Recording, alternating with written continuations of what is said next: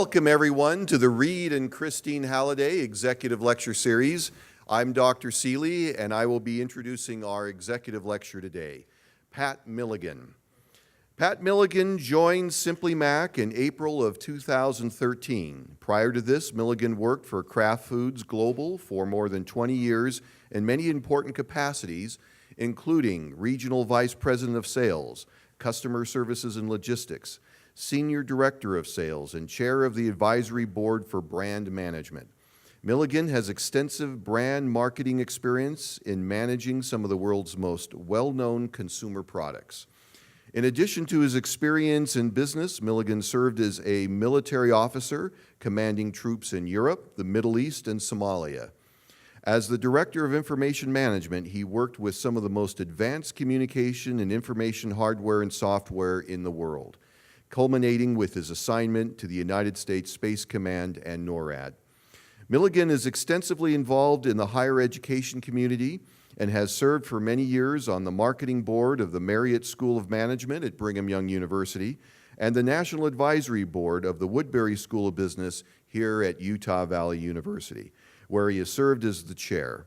Milligan received his master's degree from Gonzaga University and his undergraduate business from the University of Utah. He has also taken a number of classes at UVU and before it was Utah Valley University, and transferred those classes up to the University of Utah. Please join me in welcoming Pat Milligan.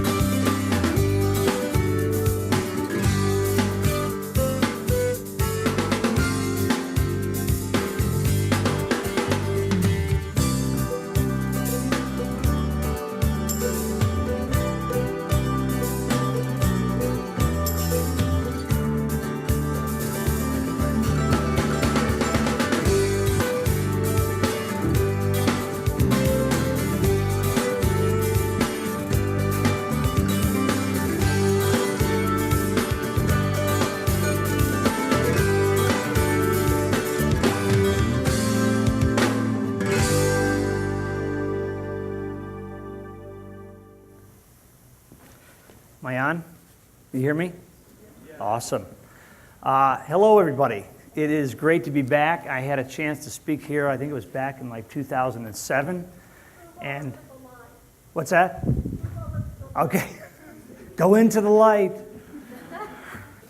So I think he's going to follow me a little bit. I am a walker, so I'll do that just a little bit. Yeah, as I thought about this series and what I could contribute, I thought about my experience as a student. And when I was many, many moons ago, I needed to know, and probably all of you have the same question, the first and foremost question on your mind is, where am I going to work, right?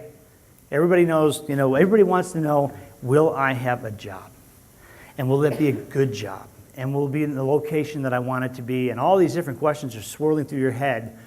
But then you get the job, and the next question is, okay, now what? Now I've got the job. Now what? And so as I thought about it, I thought, do you want to hear about Kraft Foods?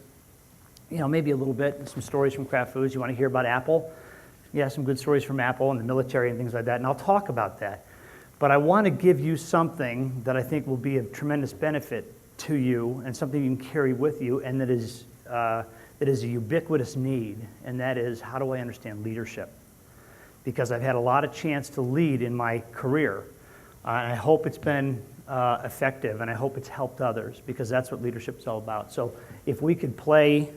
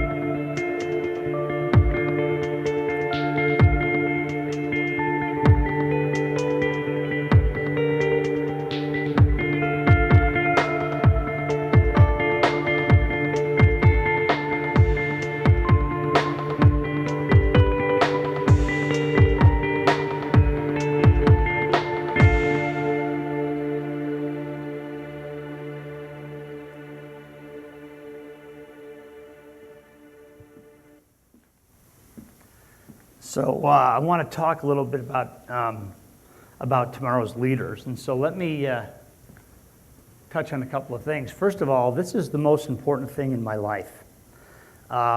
This is my family. I married Kay, 33 years ago. I met her here at BYU. It's a very unique story. We lived near each other, and I came to BYU and found a girl. So that was, I know that doesn't happen very often, so it's unique. Then I have a bunch of grandkids, and they totally renew me. As a matter of fact, we're all going to Disneyland next week, and all in one house, and we're going to see how that works. But it's going to be a ton of fun, and now I have a son that lives in Germany, where he lived when he was a boy, and where I served in the military. So I've had an interesting career. I've had a chance to do a lot of stuff. So I graduated from here. I got my associate's degree from this university when it was Utah Technical College. Actually, it became Utah Valley Community College, and that's when I graduated from here. And then I took those credits, went up to the University of Utah. I did attend BYU a little bit, and decided that I wanted to go up there. It was a stronger business program at the time at University of Utah. And so from there, I joined ROTC. I had a companion in the mission field that said to me, "Hey, this is kind of fun. Why don't you come over and do this?" I said, "Okay, let's do it." So I went in, and I did it without telling my wife. Yeah, do you hear that gasp in the audience? Yeah, that was an interesting conversation. And I'll talk more about that in a minute.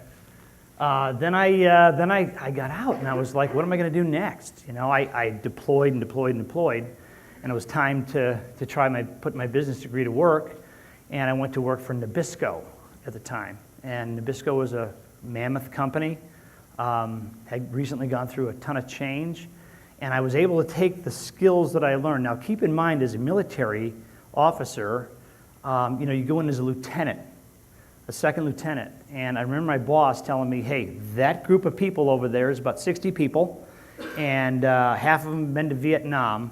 I need you to go over there and tell them you're their boss." That was interesting. So I did, and I did it in a way that really worked for me, and I'm very good friends with a lot of those people to this day, and I stay very close to them. Facebook's a cool thing. You can stay close to people. And so when I came to Nabisco, all those leadership skills I had commanded in a lot of crazy places. I finished my career, because I was enlisted too, I finished my career as a major.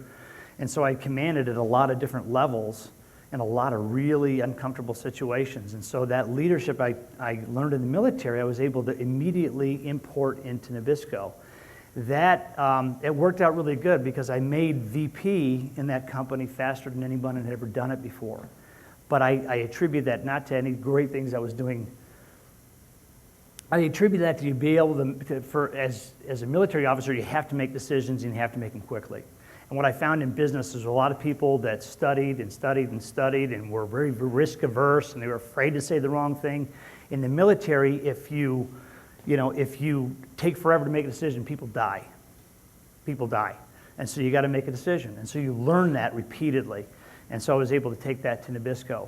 Then I went to a different company called Nabisco Foods. And Nabisco Foods, although they shared the same name, were a holding company. It was a holding company that held these various subunits.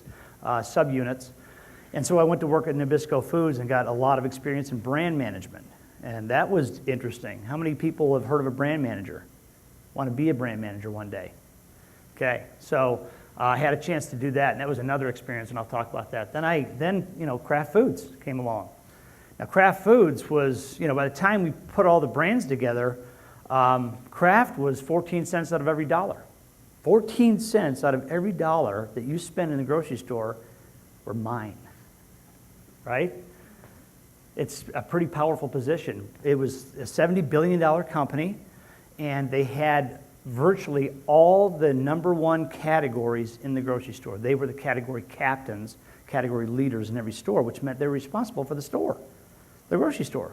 Schematics, recommendations, all these different things. So I had a chance to do that at Kraft Foods, and I'll talk about those positions in a minute, and then the transition, which was a corporate split from Kraft Foods into Mondelez. That's a lot harder to do than bringing companies together. It really is. It's a very difficult thing. Systems, integration, legal, HR, teams, people. This is a very difficult thing to do, and I was visiting with Irene Rosenfeld at our last meeting. It was really weird. We went to this last meeting together, and when we went out, it basically said Kraft people to the left, Mondelez people to the right, and you said goodbye to friends that you've known forever. Literally, they went on to a different bus, a different hotel. We went on to a different bus and a different hotel. It was very sad. There was a ton of tears. And that was a split, and that was very, very dramatic, I think, for us. Then I retired, and I was offered a position with Petrus, which is a consulting company, and I had a chance to do that from the outside in. I had done a lot of this and worked with BCG and PricewaterhouseCoopers and a lot of other consulting firms, but that was from the inside of the company. So this gave me a chance to get on the outside and go through the whole model of consulting. And in that capacity, I was able to go do a couple of really important projects, and one of which was to develop a brand category for Children's Miracle Network here in Salt Lake City. And this is a massive institution that does a lot of great things. And so they came to me and said, look, we gotta make money somehow in the grocery stores that we can donate to the kids. We don't even know where to start. And so we talked a lot about it and said, why don't we do some food categories, because that's what I know. Why don't we do some food categories, and we'll do spaghetti sauce, and we'll kind of do a 3x3 program, 3 varieties in spaghetti sauce, 3 varieties in salad dressing, and 3 varieties in salsa. And we'll go with that. And the thing that was cool about it is I got to do everything from soup to nuts, as they say, right? I got to look at manufacturing, taste, quality of the product, branding, labeling, I mean the whole thing, and now they sit on grocery shelves. And every time I walk by, I go, hey, I did that. Me and a team did that. Now, understand, I was the only CPG guy at Children's Miracle Network. So a lot of that burden rested on me to do it, but I had some really smart people that stuck with me, and it was great. And then I had a chance, and I was doing some consulting, and somebody came along and said, hey, why don't you talk to these guys and help them out? They're about to go through a massive transition. They're being looked at by GameStop as a purchase, and they're going to go, if this happens, they're going to go through a massive construction phase where they're building stores all over the place. And they are, right now, the largest distributor in a specialist category for Apple. And they will have nearly as many stores as Apple. And so that's been an experience. We went from 8 stores when I came on to 42, right? And we are opening 5, and then we just bought another company. And so by the end of this year, we'll be up over 50, well over 50 stores. And then we're looking at opening a whole bunch next year and probably doubling that when we get to it. So it's been the reception for an Apple store in a lot of markets that are white space for Apple is huge. And Apple is a huge supporter of us. We have a premier license from Apple, which means that essentially we are an Apple store. We better look exactly like it. And there's a lot of rules that go along with that. But it's in a totally new area. I had to totally reinvent myself in this process. So that's been great. So what did I learn? So as I think about the refiner's fire, right? Anybody know what a refiner's fire is? What is that? It's usually used with forging iron and steel. Okay. And in that process, they purge all the filth out of it, all the dross, all the stuff that needs to come out so it can be this pure metal. And as I've heard the term rough stone rolling, right? And as you look at this, it's remove impurities, make something more effective, make something more elegant. And so everybody's going to have the refiner's fire. You will have it in your life. And so for me, the military was leading people in a high-pressure, austere, and dangerous environment. I deployed to the Middle East a number of times. I deployed to Somalia. In fact, my team was the first Army team in Somalia, Christmas Day, 1992. Christmas Day. So that was an interesting Christmas Eve with the kids that were, I was just looking through some pictures and I found these pictures of the kids literally holding onto my leg in tears, and I'm like walking off to this great, I was told the Air Force didn't fly on Christmas. That's a big lie. We left. Something interesting happened too when I did, and I'll talk about that in just a couple of minutes on that particular deployment. I learned the fundamentals of the 5 Ps and grew in leadership in a business setting. So how many are familiar with the 4 Ps? Anybody know what the 5th P is? It's people. You can't do anything without people. You can have a great brand, you can have the best advertising in the world, and if you don't have good people, just, lay down and forget about it. You're not going to be effective. People still matter, and they matter a ton. And your ability as a leader to develop good people and allow them to achieve their dreams will be what you are as a leader. That will be your brand as a leader. I led change, high risk, high reward, setting up the next role, brand management. Let me tell you why. So Brian Driscoll, who's the CEO of Diamond Nut Company, at the time was my boss. And we were in a meeting, and he said, "Hey, Pat, come on here and talk to me for a second." I said, "Okay." He had an incredible background, was a great leader, and he said, "Hey, I've got an opportunity for you." Right then I was working in brands, and he said, "I got a great opportunity for you." He said, "I'm going to tell you before you say yes to this that everyone's going to hate you. Nobody wants to do what I'm about to ask you to do, and you're going to get resistance at every level." And I'm like, "Okay, you got my attention. I'm really tempted here, He said, "Here's what I want you to do. I want you to integrate Nabisco Biscuit, Nabisco Foods, and the Planters Company all into one. I want you to put all the same products in these various warehouses. I want billing to all be the same. It is time to come together and realize these efficiencies and the scale." It's a much different thing when you walk in representing all these brands, right? So I'm like, oh my gosh, this is a daunting task. So I took the group, I selected a group of people that would do this from every company, and I had a really good strategy. I took them to St. Louis on a riverboat. You guys familiar with how that works? So it's a law in the books that if you go on a riverboat, you're allowed to gamble. But the riverboats don't leave anywhere. They don't go anywhere, but the gate closes, and it doesn't open again because you are virtually on the water, right? That's the way it works. So I put them in there. I said, "Guys and gals, the gates are closed, and we're not leaving until we figure this out. We're not leaving until we have a plan, and we're not leaving until we are unified in this thing." And we were there a week, and we put together a program. And the thing that was beautiful about it is we all walked out friends. We all walked out with a great attitude and took that great attitude back to our companies. Brian gave me a year to do it. We did it in 6 months. Now, here's the crazy thing. So I got all this experience doing this, and I thought, when I walked away from it, I thought, that was a great accomplishment, but I didn't really sell anything for 6 months. So I got to get back into the sales and marketing world. So I go to Kraft Foods, led a massive organization, $1.2 billion in sales, huge integration, guinea pig region, and total P&L. So I came out of this job, and I was back as in brand, and a vice president position came up, and it with Kraft.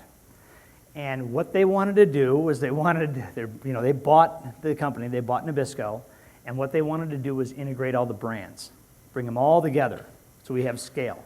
Well, guess who they called on? The only guy that had done it, right? I had done it, and because of the risk and the high reward, I went in, and not only did I take the vice president position, but I also got to be the first to integrate all these brands and bring them together. That was painful. I'll tell you, that was probably the most painful thing I've ever done since deploying in the military. Tons of brands. I mean, it was, 70 brands over $100 million, 11 brands, $1 billion apiece. This is, and then having one sales rep walk in the store representing all those. How do you train these people, right? How do you get them so they feel like they're experts in everything that they do?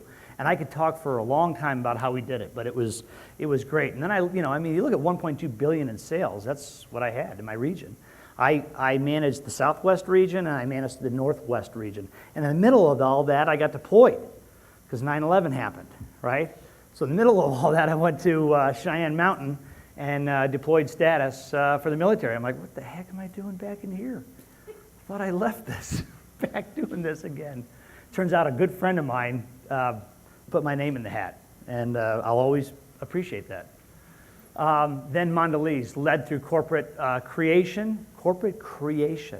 Now, taking all these brands that exist, because they bought Cadbury, right? They'd sold their pizza business, DiGiorno, all that, and they came together as this month, and they decided, I'm going to split it. $16 billion to Kraft, $32 billion to Mondelez, and that is very, very painful, as I alluded to before, this split.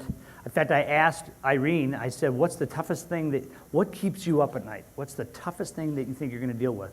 And she said, no question, when they flip the switch, will all the systems work? All the IT guys tell me it's going to work, but I have no idea if it's going to work. And what if we can't bill out?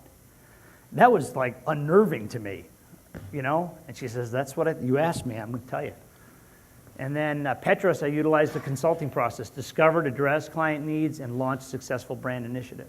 So that was a wonderful experience. And now at Simply Mac, I had to completely reinvent myself, right? So I came here, and the first part of it was like learning, teaching all these processes that I'd learned over the years, but at the same time, I had to learn this business, right? It's a retail business and a B2B. So we got Ford Motor Company, Nissan, Nike, all these big companies that we also support. These are our accounts, and it's huge. So I had to learn a lot about managed services, and I had to learn about, connecting systems. I had to learn about access points. I had to learn about, I had to learn all about this stuff because I'm not the kind of guy that's just going to sit back in an office. I want to get out there and learn it and understand it. So this is giving me a chance to do just that. So I want you to take a test for me. You guys didn't think you were going to get a test, right? I want you to think back to the best boss you've ever had. You got that person in your mind? Best boss you've ever had. Make a list of all the things that you hated that they did. Okay? You don't have to do it now, but in your mind, I want you to think about the things that your best boss did that you did not like, that you didn't agree with. Okay? Don't do those things. Pretty simple, right? Make a list of the things that you loved and appreciated about this person and do those things. It's really not that complicated. It really isn't. If you really viscerally care about the people you lead, really care, that will be what you take with you. No one will ever care if you hit your numbers. No one will ever ask me at Kraft Foods, hey, how'd you do? How'd you hit your numbers, They won't. What they'll do is they'll call me up and they'll say, hey, Pat, like I did day before yesterday, she's called me, a great lady called me and said, hey, Pat, I'm in this new job with a new company. Something came up. I really need your help. I've been gone from there for 2 years. But she said, you're the person that I think I can get the right answer from. I want to ask you. That's the sheaves. That's what you take with you. So then I decided I wanted to be all I could be. And I'll tell you why this is important. Now, that uniform is old, right? That's Fort Knox, Kentucky. And that was my experience. And I had this beautiful little family after I became an officer. And that's my wife, Kay, and Steve, and Amy at the time. And they got the chance. Now, here's the funny thing. This little guy right here, I commissioned him as a second lieutenant. He now has his own child and a beautiful wife. And he is a second lieutenant in the Air Force. He's actually now a first lieutenant in the Air Force, getting ready to make captain. And it's the poor kid. He just followed in my footsteps. I suspect he's going to do that the rest of his life, poor guy. So simple lessons in leadership. These things, a lot of times you are a product of your experiences, right? They say you are what you eat. You're also what you experience in life. This is what makes you you in a lot of ways. So I'll tell you one quick story, and this really speaks to who you want to represent yourself, who you want to be in the eyes of the people you mean to lead. So we were in the Middle East, right, during this wartime, and it was very late at night, and the sergeant major came out. Now, at the time I was a captain, And a sergeant major is about 6 grades below me, right? 7 grades below me. And but he is a top dog in the enlisted group, right? So he gets out there with this massive group and says, we're building sandbags tomorrow, but it's 130 degrees. Okay, it's gonna be 130 degrees. So we're doing it about 4 a.m. So I need you out here. So 4 a.m. we get out and we're filling sandbags. And as it got lighter and lighter, I noticed a lot of enlisted people looking at me and whispering. I thought, gosh, what's wrong with me? Am I out of uniform? What's the problem? And so I turned to my first sergeant, because I was a company commander. I turned to my first sergeant and I said, what are they looking at? What are they whispering about? He said, sir, you're the only officer out here. Everybody else is in bed. And you couldn't believe what that did for me as a leader. I didn't even think twice about it. Sergeant Major says we're filling sandbags. We're all filling sandbags, you know? There's nobody excluded from that. Everybody sweeps the floor, right? So, so that was a good experience for me and taught me a lot. Southern Watch was another deployment. Somalia was another deployment. This was crazy. Somalia was nuts, and I'll tell you one thing that really impacted me. So I was a commander again, and it's Christmas Day, and I had a task force called Task Force 11, the Desert Rats. And so I had 75 people and put them on a C-5 Galaxy, which is the largest aircraft, I believe, in the world. And the belly of this aircraft is full of tons of equipment, 5-ton trucks and huge, massive satellite dishes, and just everything you can jam in there was jammed in there. And they only put a little bit of fuel, enough to take off and land, because it's too heavy to put all the fuel in before that. So you go up in the air, and then this fueling jet comes down and fills you full of gas, and then you can make it. And then when we got outside of Spain, another one came over to fill us up. And all this time, you're going up and down and up, and we're a bunch of Army guys, so we're not used to this stuff, and we're all vomiting. It was really interesting. And they give you this little blanket that looked like a tissue, and you're putting it on you, and a frozen sandwich. I remember thinking, this really sucks, because we're about to go eat MREs for the next, who knows how long. So we went to Somalia, and had a very unique experience while I was there. I went there Christmas Day, and in January, President George Herbert Walker Bush came to visit us because he was leaving office. President Clinton had just been, he was the president-elect, and he came, and he said something I will never forget. We were sitting right here, and this is him, right? I don't know if I'm going to do this right. This is him, and I've got another great picture that I want to get to his son because he would love it.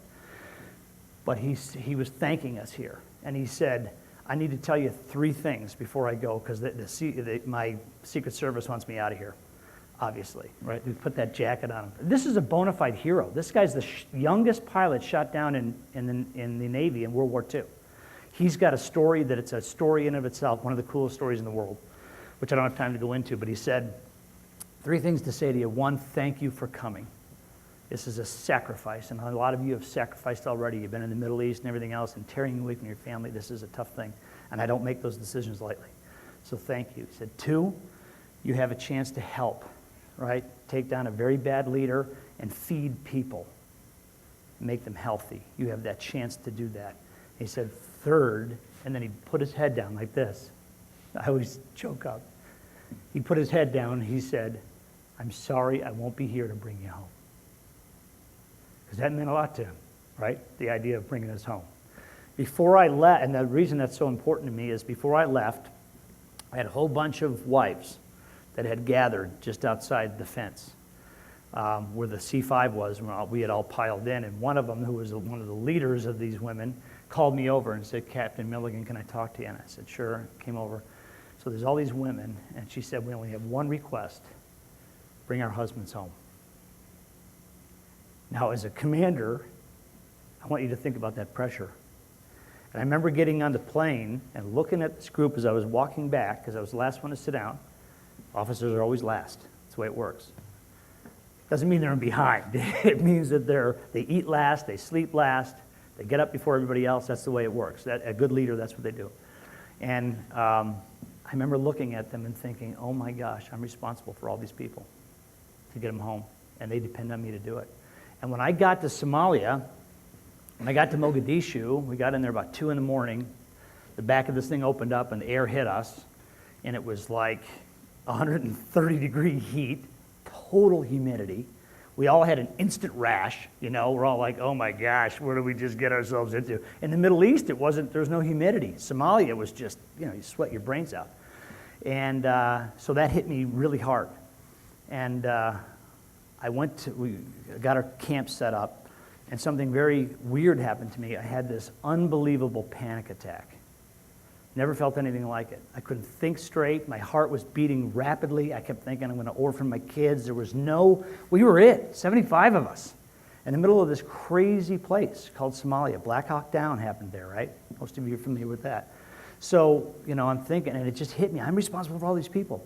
And I dropped down on my knees, and I said, Lord, I can't do this. I can't think about my family. I can't think about my kids. I can't think about myself. I can't even think about these people and their lives. I have to do a job, and I can't do it like this. And I never experienced anything like it. Immediate calm came over me, and I never had a panic attack again while I was there.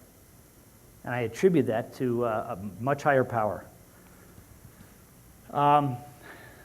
This was great. Tim Sanders, who ran Yahoo. Many of you want to be great leaders, to make a difference, but you may be spending too much time putting out fires and not enough time researching, planning, strategizing, and by taking an interest in your employees' needs. In leadership, listening comes before talking. This is one of the hardest things to do, right, is to shut up, is to just stop and listen. And I really try to do that as much as I can. You know, when I meet with employees, I want to hear what their concerns are. I want to hear what is on their mind, the concerns that they have. I'll give you one example. This one really hit me. We were going through this split, and people were very nervous about their jobs. And so I was in a meeting about 2 weeks before the meeting I was in with. I brought all my region together, all my region leadership. And we're sitting in this meeting in Park City, and I happened to know, because I'd worked very hard at not filling positions when they opened up, because I knew this was coming, that I wanted to leave these spaces available to move people around into new jobs so they didn't lose their job. And we were really strapped for a while. And I couldn't tell them why I was doing it. They kept thinking, Milligan, what are you doing? You're killing us here, you know? So 2 weeks out, I knew I wasn't going to lose anybody. But they didn't know that. So the stress was just palpable. And so I'm in this meeting, and they're like, you can't say anything yet. You can't say anything yet. We're going to have a conference call. So they put this conference call up. We broadcast it, and they didn't go into it. And so they're stressing. So I called headquarters. I'm like, I got to tell them. They're like, no, you can't tell them. So I called back again. I got to tell them. I got to tell them they're okay, you know? Finally, my boss's boss got on the phone and said, Milligan, what's your deal? I said, I'm going to tell them. You need to let me tell them. They're all good.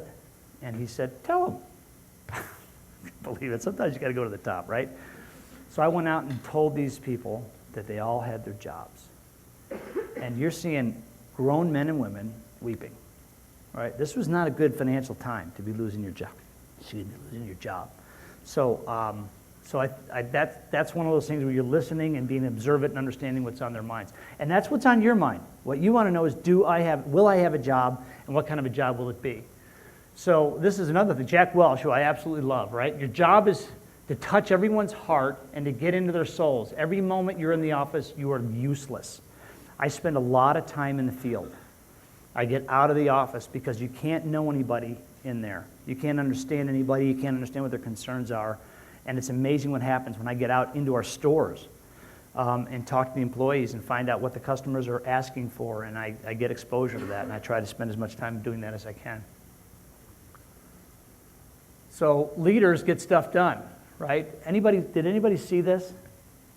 Ashton Kutcher? People's Choice Award. I think it was People's Choice Awards. I can't remember what it was. This was one of the best speeches I've ever heard. It was short, it was sweet, it was awesome. One of the things he said was, I never had a job in my life that I'm better than. Right? Somebody's got to do it. There's stuff to do. You ever go camping and you're like, somebody's got to clean these things, you know? Somebody's got to do it, but it's a job. I always just felt lucky to have a job. Every job I had was a stepping stone to the next job. And we have a saying at Simply Mac, everybody sweeps the floor. If anybody saw Mitt, did anybody see the film Mitt? About Mitt Romney? The documentary? Oh, if you haven't seen it, you've got to see it. Promise me you'll see it. It's a great lesson in leadership. But one of the things I saw was, here's this multi-millionaire guy who's running for president, and there's a scene where the camera catches him, and he's walking around, he's picking up stuff off the floor, picking up papers and things, just cleaning up while he had a few minutes. He's about to go out there and speak, and he's cleaning up stuff off the floor, and I loved it. It was like everybody sweeps the floor. And never quit a job until I have my next job. You never want to be hanging, okay? And I always think about this, when do you prepare? Did I prepare for this speech like yesterday? No. Since they asked me, I've been thinking about it, and I've been looking at other presentations because I didn't want to waste your time. I wanted to come here and give you something that you can take with you, something that would be very helpful to you. And this was interesting. President Abraham Lincoln was once asked how long it took him to write the Gettysburg Address. Anybody know his reply? All my life. It's who he was. The Gettysburg Address was who he was. My dad is 92 years old. And at his 92nd birthday, he recited the Gettysburg Address by heart. Right? Guy's awesome. When I was a kid, we were in the 70s, I was a kid and we were at the Lincoln Memorial. And there was my dad. We were on a classic vacation. There was Dad with like plaid pants and a white t-shirt. And we had gone up the steps and there was nobody there. It was just us in this museum, this incredible statue. And my dad recites the Gettysburg Address. He learned it as a Boy Scout in the 30s. And so he recites the Gettysburg Address by heart, and it's echoing through this chamber. And unbeknownst to us, this tour group had come up behind us, and they were just sitting there silent, listening to him. He's a great orator. And he finished this thing, and everybody erupted into applause. And my dad turned around totally shocked. And I remember thinking, my dad is so cool. He is so cool. And I still feel that way. So leadership is an agreement, a collaboration. You can't lead unless anybody wants to follow you. I got to move quick. Be authentic. Exude integrity. Live your values. Share your experiences. People have to give you permission to lead them and let people do your jobs. I had an experience one time where someone left a position and I started, I moved them on. They got promoted and I had this empty slot for a while. And I started doing their job. I'm doing that position's job. I had to do it. And the new person came in, and I kept doing the job. And finally, I brought him in. I said, hey, how's it going? And I did my listening thing. And the guy said, not well. And I said, why? He says, you keep doing my job. He hired me to do the job. And I said, Jess, I am so sorry, man. I am so sorry. And he sat there silent. And I'm like, what's the matter? He goes, I never had one of my leaders apologize to me before. I'm like, well, I was wrong to do that, and I apologize, and it won't happen again. Trust is the highest form of human motivation. Stephen Covey. Genuine leadership, commit and follow up. So Tony, just a great guy. He runs Kraft Foods. He said the four most important, powerful words, I believe in you. The next four, it's not about me. Everything you should do as a leader is about the people that you lead. It's taking care of them, and I learned that as an officer. All your soldiers eat before you do. All your soldiers get put to bed before you do. This is your job as a leader, is to make sure that they're taken care of. Columbo, and a lot of people don't remember this or don't know this, but this is a great guy and a great study in leadership. And one of the things that he used to do was he'd almost walk out and he'd say, oh, I have one more question. I got one more question. And he would ask questions, and these people just gave him answers. He's a detective, private detective. And he would get all these answers, and it's because he just kept asking more questions. So what's the problem? Leaders need to feel accepted. They won't take risk, okay? Don't be this leader.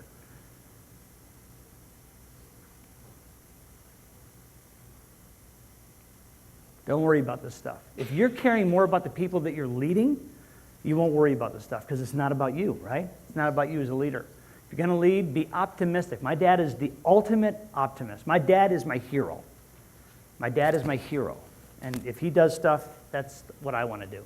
Be absolutely clear about what you want and what you owe to them. And as a leader, a lot of times, get the garbage out of the way. Give your folks the stuff they need to think about and not all the problems. You as a leader carry those and give them just what they need, okay? So he did a lot of cool stuff. I'm having to move quick. Convince others by doing. I love this saying. We have a strategic plan. It's called Doin Stuff, right? Herb Kelleher, he is awesome, and he certainly built an empire with Southwest Airlines. Find common goals. Work well with other leaders. A lot of people are, I am the leader. I'm it. I'm all that, right? You got to get it well. People have to want to hang around with you. That's the reality. People want to have to collaborate with, want to be able to collaborate with you. Show results rather than concepts. Follow up and feedback, and just constantly tell them. One of the things I did was I told folks, if you give me a great idea and it's implemented, you get all the credit. All the credit goes to you. I think that's really important. So this is a great picture. So I am not the heavy guy, by the way. This is when I went here, I studied karate under a guy named Doug Anderson, who was the head of the graphic arts department. And when you get your black belt, this is the initiation, right? Pow, they hit you. And the Salt Lake Tribune took this picture. It was a great shot. My feet are off the ground, as you can see. But what I love about this picture is not me getting kicked. What I love is the next guy kind of looking out of the corner of his eye going, oh, crap. That's me in about 2 seconds. But it said no pain, no gain. And that's really true in everything that we do in life. And I want to just feature somebody real quick, and I'll end on this. I'm going to skip through me. And I caught on fire when I was a little boy, and I spent about almost a year in this hospital called Mercy Hospital, and I was going to talk about that. But in the interest of time, I want to talk about somebody else that I think is really important, and that's Chevy Brown. This young lady, just a beautiful young lady, right? And I got to know her a little bit through her mom. If you look at her, you'll notice that she has a prosthetic leg. Her right leg is a prosthetic leg. And she wrote a thing in her blog that was why I only had 3 toes. I never had 10 toes.